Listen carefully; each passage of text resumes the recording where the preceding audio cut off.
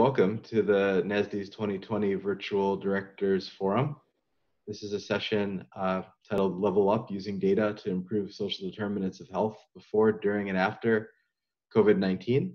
And this is a conversation on the application of data analysis to improve individual well-being and agency performance from Metasced and Partners Health Plan.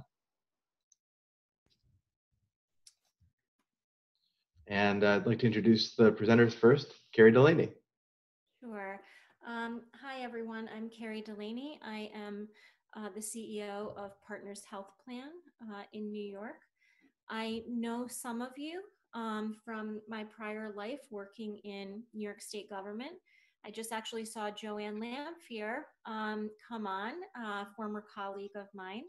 I wish that we could be together in person, but I'm really glad to have this opportunity that we can talk to you about the PHP and Metasced partnership and what we've been able to do in support of our members. Thanks, Carrie. And I am Doug Golub. I am president at Metasced, and we work as a solutions vendor partner with many organizations, including Partners Health Plan. So today we get to talk about some of these applications of data analysis and some of the great work that Partners Health Plan has done together with Metasced, and we thank you very much for being here.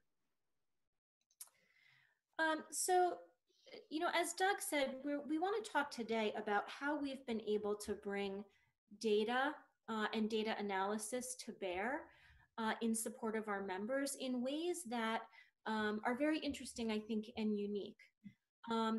What we really want to convey to you today is that when anyone talks about models of care like managed care, value-based contracting, person-centered planning, and the quality of knowing a person and knowing what their goals are for their life have to stay center, even in those systems.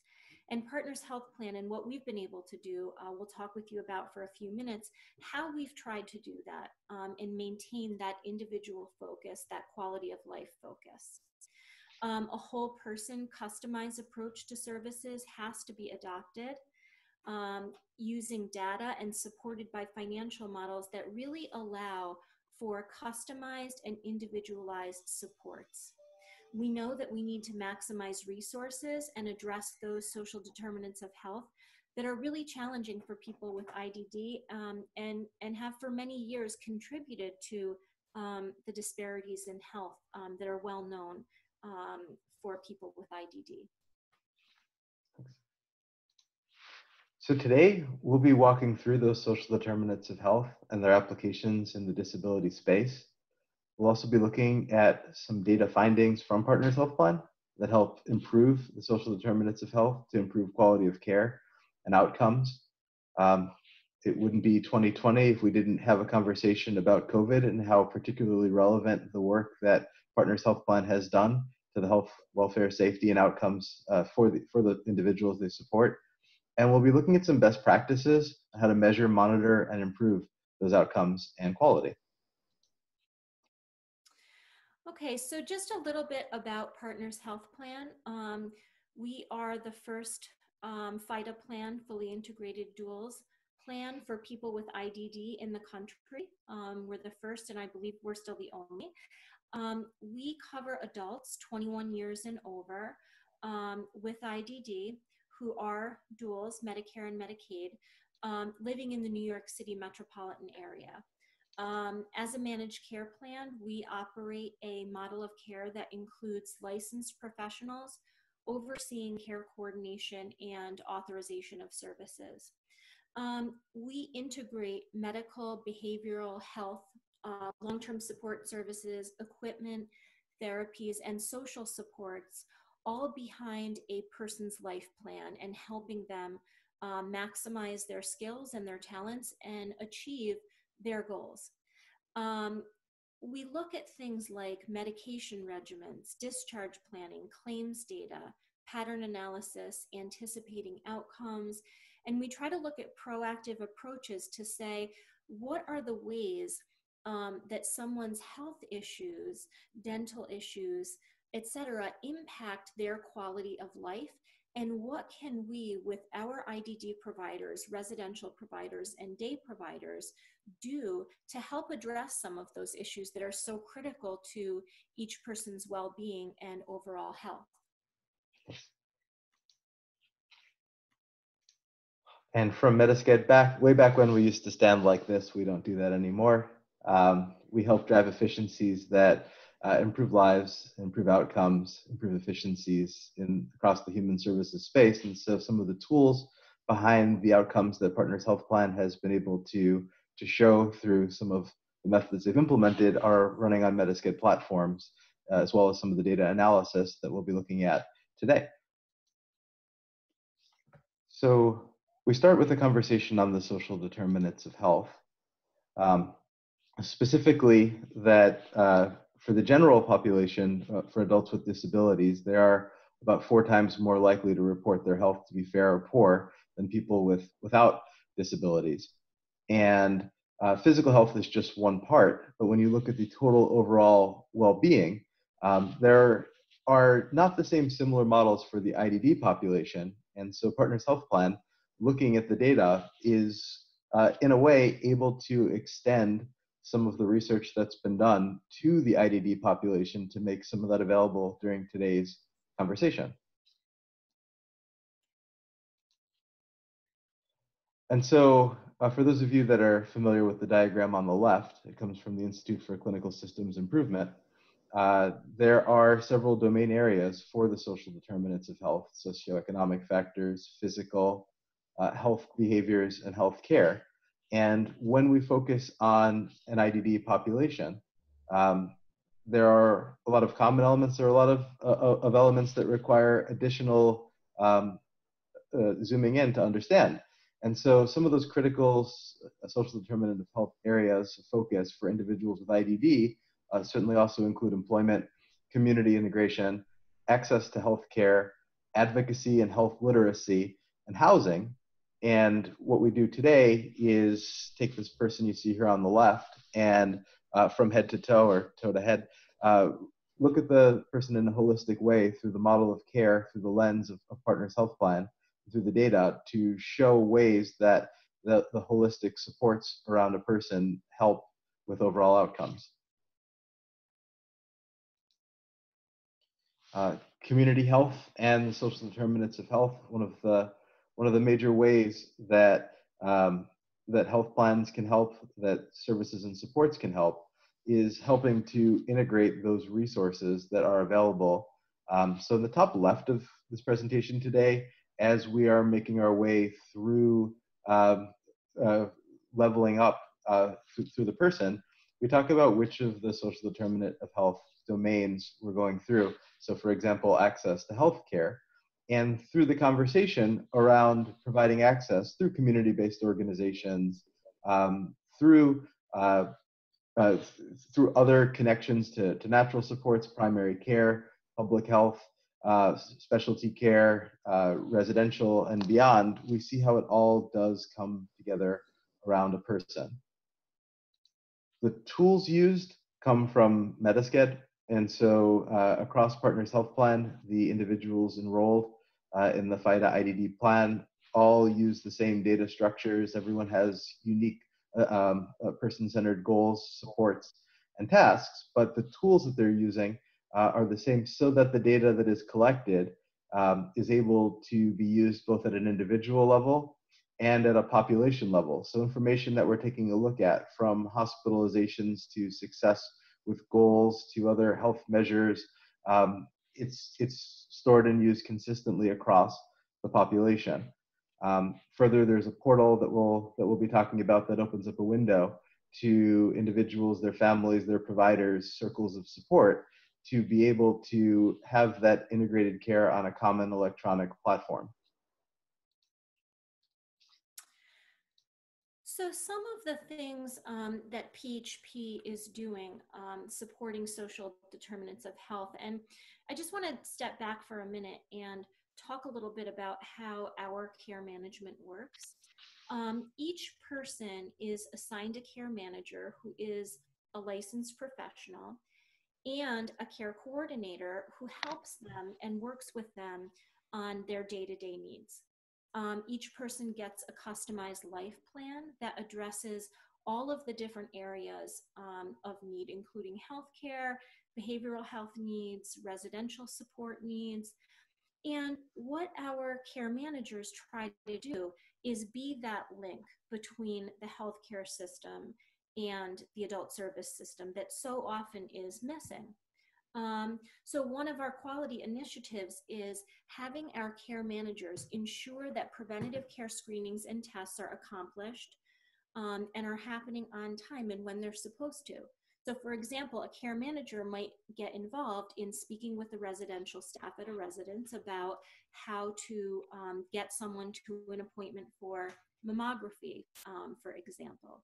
So we're really trying to focus on preventative care, which is something that we know has been very lacking for people with IDD.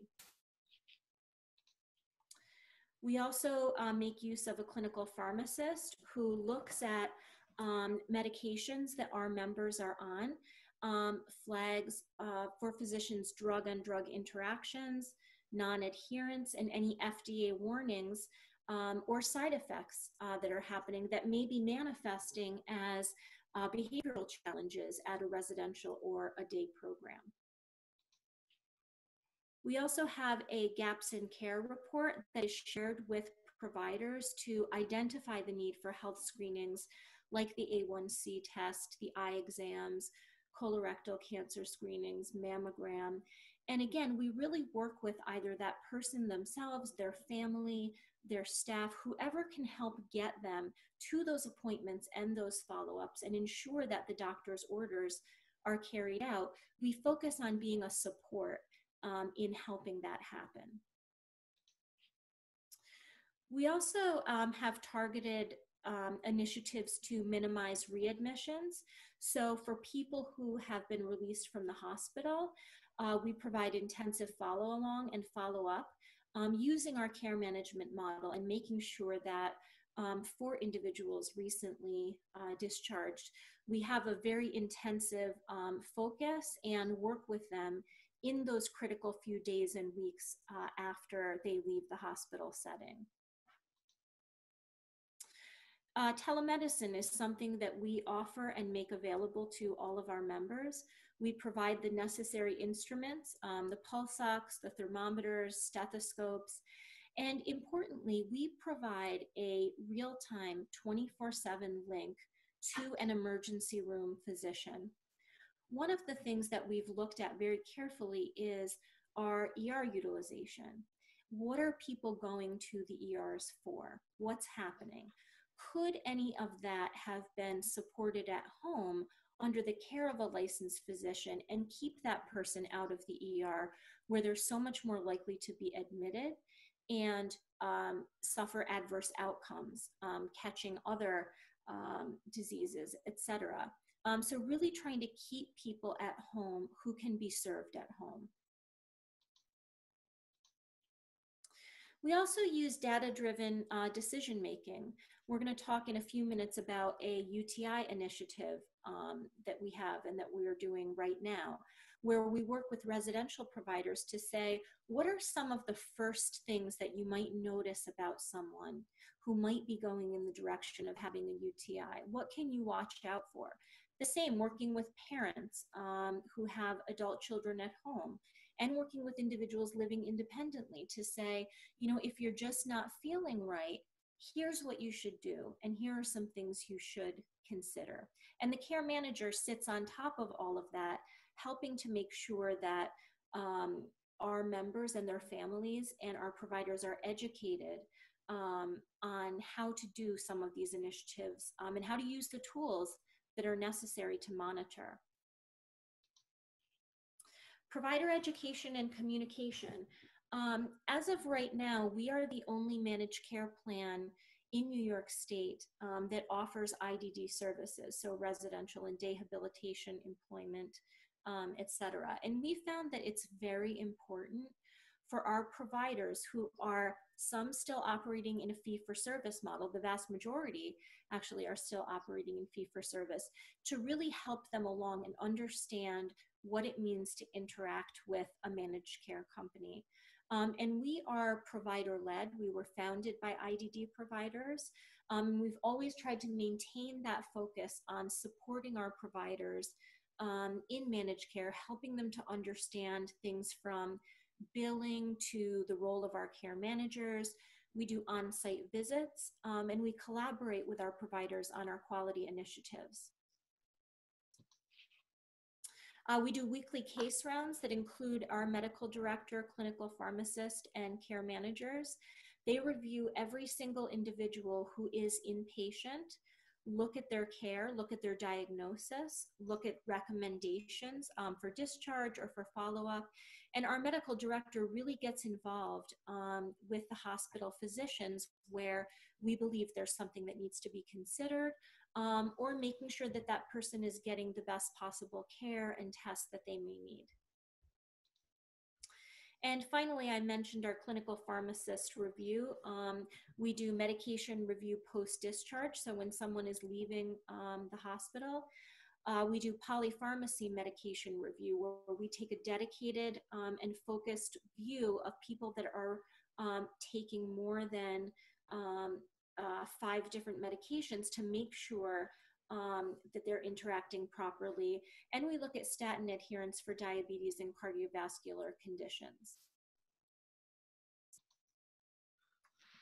So those quality initiatives tie back to the social determinants of health. And now we have an opportunity to take a look at some of the data to show how PHP's initiatives are working and showing results.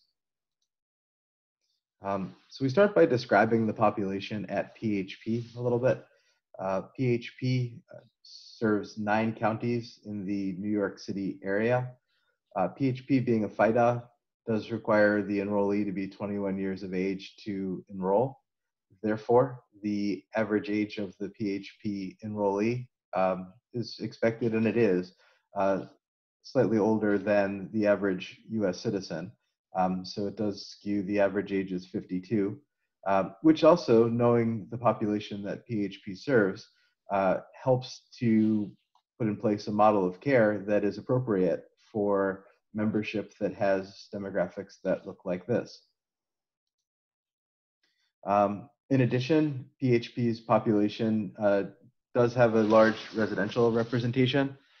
So for example, 57% of residents live in a certified residential setting, 32% live in a non-certified community-based setting, and 11% live in an ICF-DD. So when you add the ICF-DD population to the certified residential population, you've got 68% of the population, which is higher than the general IDD population, and also helps to understand what PHP and their initiatives can do. PHP's population is more male than female. And as we take a look at other information like UTIs and mammographies and otherwise, that's where that information comes into play. So we look very closely at people who want to be employed and people who may want to live in more integrated settings, more independent settings. So, you know, for example, we helped one individual who became employed as a trainer and a rights ambassador, helping people advocate for themselves. We've helped people get jobs in all different kinds of industries, but importantly, we coordinate where they need support. So transportation we help with. We help in making sure that they have what they need, they're educated, and that they understand the responsibilities of their position. And we support their employment provider in helping them to help this person achieve their goal of employment. We know that as of 2019, only 1 in 5 people with IDD are competitively employed. And that's something that through our work in our care management, we're looking to change.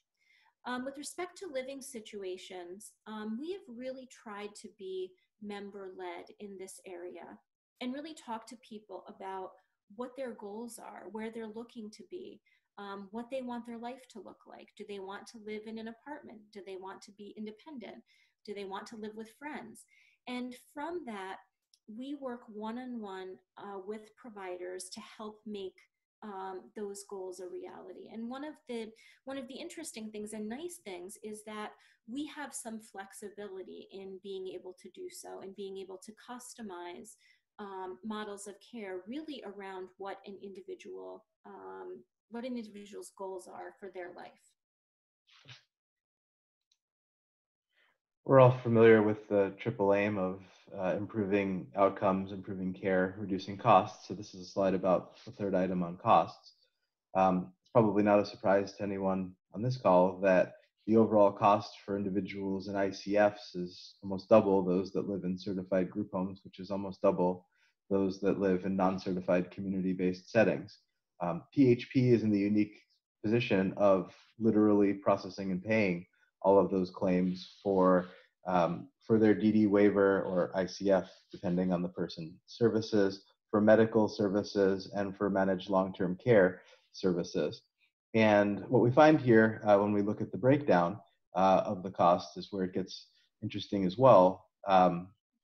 When you look at the differences in cost from the population living in certified settings versus non-certified settings, what you find is the cost is 54% less on average for people living in non-certified settings versus certified settings. However, when you look at what makes up that cost, adding together this green on the left, medical and MLTC like personal care services, it's actually a little bit higher, whereas the cost for the waiver is lower and the overall cost is about half. And so for an organization like Partners Health Plan that bears responsibility over all of the cost, 54% savings is a difference. Is that we talk about people and making sure people are in the right setting for them, but there is definitely a cost factor, and this sort of shows numerically what it is.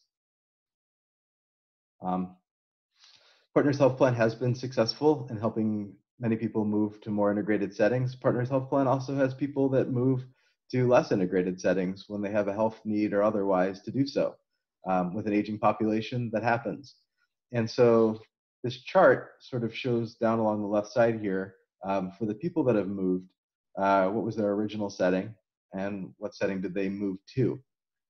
So over the course of this study for 2017 to 2019 with Partners Health Plan, we didn't have anybody from an ICF move into a non-certified community-based setting, but we did have several people move from an ICF to a certified residence. And there was a small savings, at least in year 1 or 2 after they did that. We had individuals move from a certified setting into an ICF, and there was a large increase from that. And we've decided on this presentation not to give the actual dollars for probably fairly obvious reasons, but the trend is here. You can also see that for people that move from a certified residence on average to a non-certified community-based setting, they saw large savings in their costs from doing that, which comports with what you saw on the previous slide. We also saw that people that move, yes, Carrie. Go ahead. We also saw that people that moved from a non-certified setting to a certified setting saw a large cost increase. So that does align with the averages for those specific people that moved within the last 3 years while PHP was studying their movement. One of the interesting things that we've been able to do is marry our life plan information with our claims data, with our outcome and quality data. So we've been able to really look and say, okay, what cohort of people are interested in moving, for example, to an independent living apartment? And of those people, what are the characteristics of people who have generally been successful in that transition? What services and supports have been brought in? And by looking at that, that can help us focus on people who may be ready to go with minimal supports and bring those additional supports in place so that people have a much better chance of success. And that's something I think that's been really interesting that we've been able to do with our data. Yes, and housing stability are one of the core components of the social determinants of health. This is how they apply to an IDD waiver population. Um, this is a diagram that is a simplified diagram that shows PHP's model of care, unique for a Medicare, Medicaid duals, Medicaid waiver population.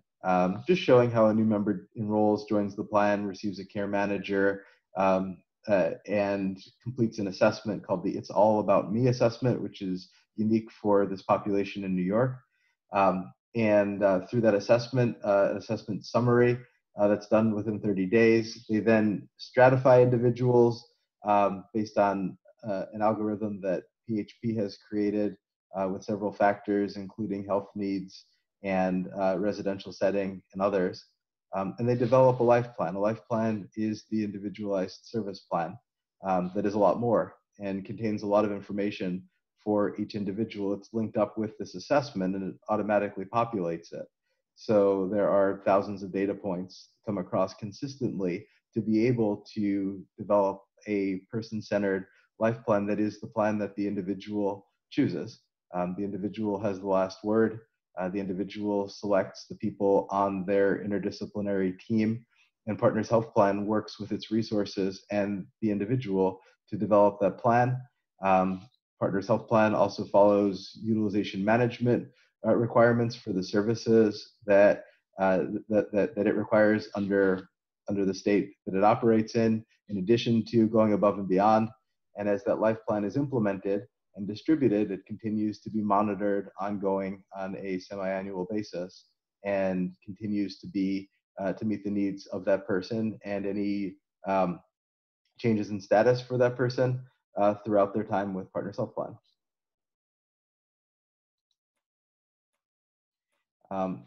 Maintaining information and sharing it across individuals is very important. Partners Health Plan, it's been several years, they rolled out a portal for individuals, for providers, for family members. The individual has to consent to share that information. And that portal is a really important way to open up a window. It was even more important during the time of COVID-19 to be able to get access to information in real time from plans and charts, assessments, and messages through an electronic medium that Partners Health Plan had rolled out. Hospitalization, hospital admissions is very important. So Partners Health Plan focuses on the IDD population. And much like probably everyone in this Zoom room and Partners Health Plan has seen, trying to fit an insurance model, a managed care model to an IDD population, trying to use the Medicaid managed care playbook for an IDD population has pitfalls. I think most of us on this call know that. There's also some data to help show that. And so one pretty high level one is the reason that people go to hospitals. When you take a look across AHRQ across the United States in 2019 for the top 5 reasons, diagnosis categories for hospitalizations, number 1 was live born.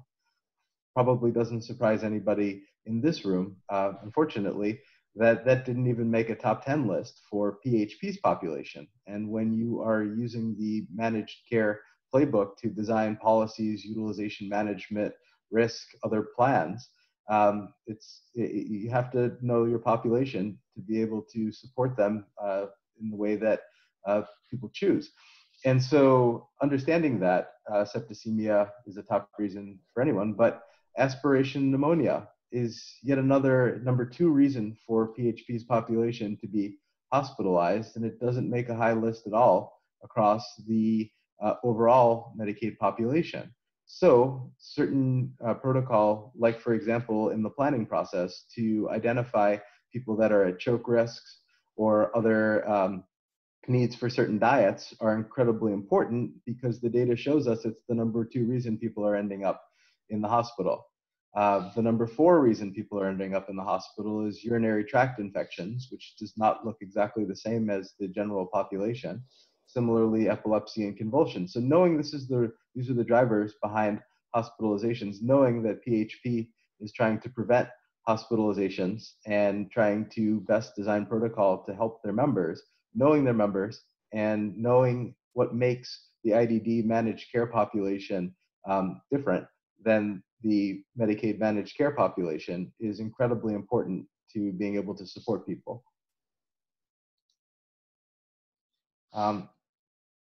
So as part of that readmission, PHP instituted case rounds with their chief medical officer and care managers to help with discharge planning, transitions back to home settings, and appropriate follow-ups to prevent unnecessary readmissions. Partners Health Plan operates in New York, and in 2011, New York's entire initiative that moved in the direction of managed care started with an executive order that identified that New York was 50th out of 50 when it came to unnecessary readmissions. And so this has helped significantly, and we'll look at the data.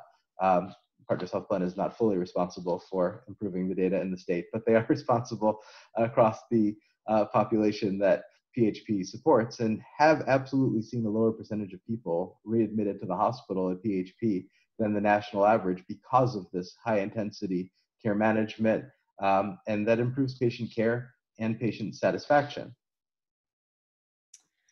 Just to give you a sense and put a little bit finer point on on what Doug was saying about readmission. If you look at the national readmission rate average, it's 14.9%.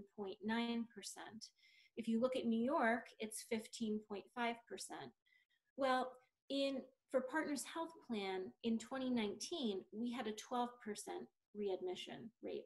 Now that's not, we'd like it to be lower than that, but our intensive care coordination and care management approach really tries to make sure that we're following people very closely so that we can address any issues and hopefully avoid a readmission from occurring. We also have had a number of initiatives around breast cancer screening. And this is people who received mammograms in 2019. The national average was 71.6%. The all disabilities national average was 74.3%. And for PHP's population, it was 76.0%, which again, we're very proud of because we have taken a very intensive focus on mammography and helping make sure that people can get mammograms. Interestingly, one of the challenges that we've had is that for a number of our members, having a mammogram is just not feasible. They cannot stand for the mammogram, they can't hold the position, it's traumatizing for them. And so in those cases, based on our research, we've done things like breast ultrasound to try to make sure that there aren't any tumors or issues. And that's something that has been used not infrequently. And while it doesn't count towards the data that you're seeing, the 76%, a significantly larger portion of our population actually did have breast cancer screening, although not in the form of mammography. Okay, we've also focused on diabetes management, A1C levels. We have been implementing a very tailored approach to looking at each of our members with diabetes and looking at when they've had their A1C measured and really focusing and targeting initiatives towards those individuals who have had issues with A1C control, such as medication adherence, following a healthy lifestyle. And because of those efforts, we saw a 26% reduction in risk in a single year from 2018 to 2019. And that's something that we're continuing as we move along with our individuals. We talked a little bit about urinary tract infections. They're the fourth most common reason for hospitalization for our population. And when we looked at this, we really started saying, okay, how can we look at this data and determine commonalities? As you would imagine, the vast majority of UTIs are individuals who live in residential settings or potentially may have mobility issues. And 80% of our UTI admissions came from 10 provider agencies, people living with one of 10 provider agencies. And so again, using this data, we are doing a targeted approach, working with those providers to make sure that they have urine test strips, that they have telemedicine, that they can recognize the signs of a UTI before it becomes something that goes to a much more dangerous, in a much more dangerous direction, kidney infection, etc. And this is also where our telemedicine comes in. We encourage our agencies to make liberal use of calling when they feel that they would like an opinion from a physician. And that's one of the areas, again, where we do see a lot of use of the telemedicine, and we have seen improved or less admissions due to UTIs. So we've been looking at data around the social determinants of health, around that application of the data analysis to improve individual well-being and agency performance. And prior to March of this year, we're looking at the data that you saw. Of course, as you know, the reason why we're all virtually online right now with COVID-19, that actually amplified a lot of the social determinants. It also created some unique situations, but some of these factors around community connections, some of these factors around housing, access to care, telehealth, became even more relevant in the age of COVID-19. So we have this section of the presentation to look at the social determinants of health and zoom in on this specific pandemic over the last 3 months, given where we are in June of 2020. So I think, as we mentioned at the beginning, this is PHP's coverage area, the New York City area, and most of you are probably aware that was also the hotspot to date of the COVID pandemic in the United States. The overlap is almost spot on, which creates some unique challenges for Partners Health Plan. Some of the data that's still under review right now, not a surprise for PHP's coverage area, people that were tested in those counties in general tested high compared to the national average. People with a positive infection rate with IDD were even higher than that. Similarly, and unfortunately, the COVID positive death rate was high, higher than the flu, higher than many other things. For people with IDD, it was even higher than that. So the population that PHP supports was in a situation that were more infected than the general population in those counties. And of those, the mortality rates were higher than the similarly infected populations. A statistic that you've probably seen or you may have seen is for people with IDD who become infected with COVID, there's between a 15 and 20% mortality rate. That's been borne out in PHP's experience, unfortunately. And, you know, as Doug and I were talking, preparing for this presentation, we were talking about how the world has changed in the last 3 months. And, you know, we wanted to give you a sense really of what the COVID outbreak has meant for PHP. One of our counties contains what was the original, they refer to it as the original containment area, which was in New Rochelle. We had members there. We had situations where staff became ill, and so we had staff working in residences, multiple shifts, because of concerns about others in the agency who may have been exposed. We did lose a number of members, very, very difficult for our care management team because of the intensive approach that we take. But, you know, the positive to it was that in the midst of all this, our care management approach really helped make sure that people got the care that they needed. We were very concerned about people in the community who may not have had the eyes on from staff or a residential provider. And so our care managers were in contact with them sometimes daily to check in, see how they were feeling, see if they needed anything. And we were able to help a lot of people access telemedicine, who had concerns, and then really follow along people who may not have needed hospital admission, but their cases were serious and required us to be very intensive in our follow along with them. And that's something that at PHP, even though it's been an extremely difficult time, it's also been a time when our care coordination, because of who we are and our focus, was really able to jump in with both feet and do everything that we could for our members. Just to give you a sense of time, we started hearing, like everyone, we started hearing about COVID cases really ramping up in early March. And within, the span of a week, we went from people commuting to the office, in-person care management visits, to our office being totally remote, having remote care management visits and follow-up.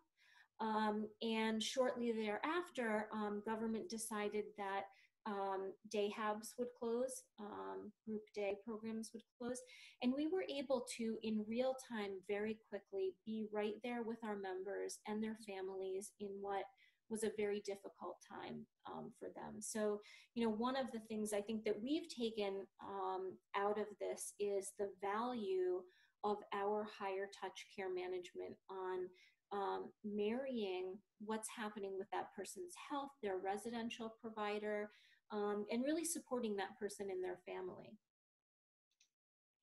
Thanks. Some good news, we hope, is these were some of the trends pre-COVID-19, 398 down to 336 admits per thousand, which is very good. What you can see here is some data that kind of starts at the beginning of March and makes its way through the end of May. And there's no question about it. The total admits, the hospital admits, the subacute admits, the admits for COVID absolutely saw a spike coming up through March into April, leveling off a bit. And now where we are here is pretty close to where things were at the beginning of March, and everyone hopes they stay that way. And additional protocol is in place, PPE is in place. So this is hopefully some good news that stays good news, that as of today, these numbers are looking similar to where they were before this curve happened over here. I was telling Doug that today, for the first time since early March, we do not have anyone inpatient with COVID.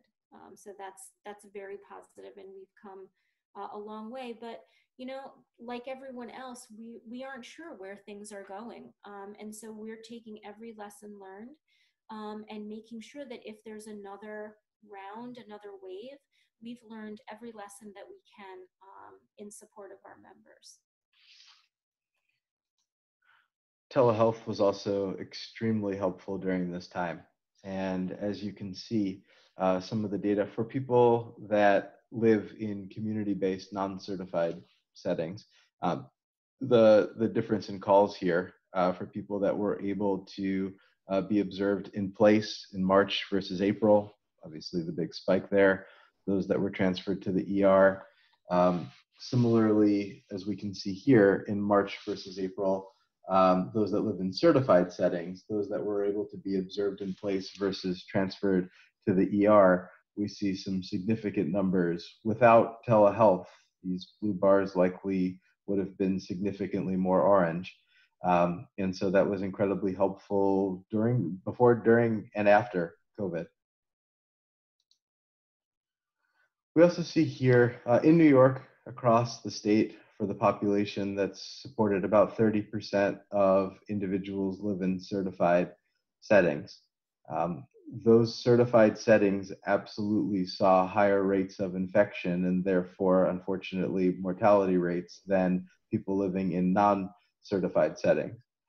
There are reasons for this based on limited initial access to PPE, highly communicable nature of this virus, very overwhelmed DSPs in these sorts of settings. In New York, the deaths are also disproportional for individuals living in these certified congregate settings. And similarly, when we look at those people that recovered, people living in community-based settings had much better outcomes. So this is really causation versus correlation. But people living in more integrated settings seemingly fared better than people living in less integrated settings when it came to COVID. Uh, Similarly with age, unfortunately, those people that passed away, the average age week over week, PHP's average population age of those that passed away was 69. Those that resolved was 61. PHP's population does skew a bit older, but probably not a surprise to anybody. In today's presentation, age is a COVID-19 fatality factor, and the data also showed that with PHP's population, which unfortunately happens to be older than the general US population. Similarly, both New York and the CDC have chronic risk factors for for COVID-19, and the social determinants of health, the access to care, the overall health for a person really matter. When we look at those people that did have fatalities at Partners Health Plan, 9 out of 10 of them had at least one of these hypertension, diabetes, or other chronic conditions, which again is not a surprise, unfortunately, that people with serious underlying medical conditions have proven to be a higher risk, and all the more reasons to have controls in place for people. Diabetes was a top reason why PHP members went to the ED, and it was also included there. So these are some of what COVID meant when you bring in the social determinants of health for where people live and other health factors. One of the other things, I wanted to mention that I probably should have mentioned earlier is that because of our funding model, we are able to work with providers who may be struggling financially or who may not have access to technology to help them begin to use technologies that save costs and allow them to reinvest some of those savings. So, for example, we have a number of small providers in New York State. Many of them don't use telemedicine in their residential programs. They don't have it, they don't use it. And some of them would have told you that they can't afford the cost of having that technology. Well, we give them that technology at no cost. They use it, telemedicine, for our members and for anyone else in that residence. And to the extent that we see savings over and above what were projected, we allow them to share in those savings by using some of the tools that we've given them. So I know we focused a lot more here on the care management piece of it, but having the financial alignment as well really gives providers that push to incorporate and do whatever they need to in support of a member's health, because they can, with us, share in any savings that may occur because of some of these approaches. So some best practices we just wanted to talk through with you for a couple of minutes, and we'll leave a couple minutes for questions. How can you as an organization incorporate working on social determinants of health? Many of you do already.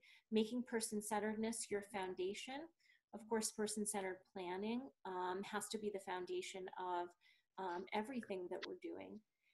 Working with teams, your providers, staff, on increasing education on how to have conversations about why preventative screenings are important and what the screenings are all about with the people that they are supporting, many of whom are frightened, don't want to go to the doctor, don't want to go to the dentist, especially, but really helping them to understand how their overall health impacts everything else that they're doing can be very helpful.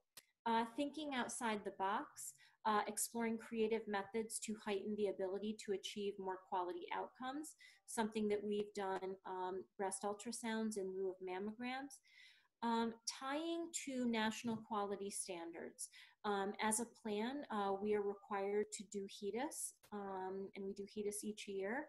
And looking at those outcomes in trends in what the national data standards are can help you really think about areas of focus. Building internal investments in the cause. Our medical director, at least once a week in a meeting, talks to us about an individual who, because of what Partners Health Plan was able to do, did not have to go to the hospital, was in the hospital, but came home, needed a procedure, and we advocated for them to get it, and they did. And these are life and death things. And once you start looking at those things, your teams, your providers will get very enthusiastic and really come behind the model when you start to see those outcomes. Creating strong referral networks, building your referral database for teams who are screening and helping where assistance is needed. Incorporating a comprehensive model of care. How do you bring to bear the healthcare system, the behavioral health system, the IDD system, and tie those together, because they really all do fit together, and something that happens in one impacts others. So certainly areas of improvement and focus in one area would also improve outcomes in others. Developing easy, effective communication channels, being transparent, using portals, speaking in terms that members and their families can understand, really explaining to people why some of these initiatives that we're doing are important to them. Did you want to add anything else, Doug? I think that ties it together. We'd probably love to know if anybody has questions or items that we can dive into. Yeah, we've got about 5 minutes left, so we're happy to take any questions or comments. Let's see, how do you actually ask a question? That I don't know. Need to unmute everybody. There we go. Oh, There are a couple of chats. I don't know if they're in the chats. oh, thanks, John. Yeah, in the chat, it looks like we have a really helpful link for the National Core Indicators from Mary Lou Bourne. Thank you, Mary Lou. Great, thank you. Let me move this off the screen. So the chat's open, and feel free to chat in the box. And of course, you know, if people have questions or want to talk further, Doug and I are available. We'd be happy to talk to you about our experience, a little bit more about how we work together, you know, or if you just have any general questions, we're happy to be a resource to you or answer those questions.